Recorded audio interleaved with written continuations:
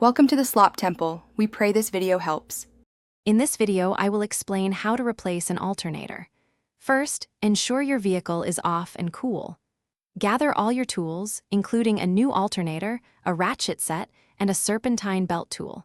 Always prioritize safety by disconnecting the negative battery terminal before starting any work.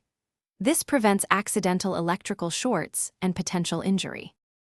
Now, locate the serpentine belt tensioner and use your tool to release the tension, allowing you to remove the belt from the alternator pulley. Next, carefully disconnect all electrical connections, including the main power wire and any smaller sensor wires.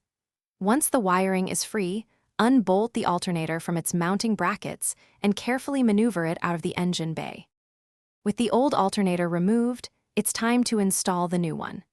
Carefully place the new alternator into position and secure it with the mounting bolts, tightening them to the manufacturer's specifications. Reconnect all the electrical wiring, making sure each connection is snug and secure.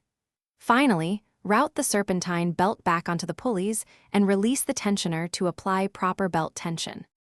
After everything is reconnected, reattach the negative battery terminal. Start your engine and observe the dashboard for any warning lights. Use a multimeter to check the charging system voltage. It should read approximately 14 volts.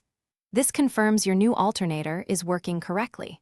For more great deals and to upgrade your clean game, check the description for a link to the Shark AI Ultra Robot Vacuum and other fantastic products. Thanks for watching. Consider subscribing if we helped you.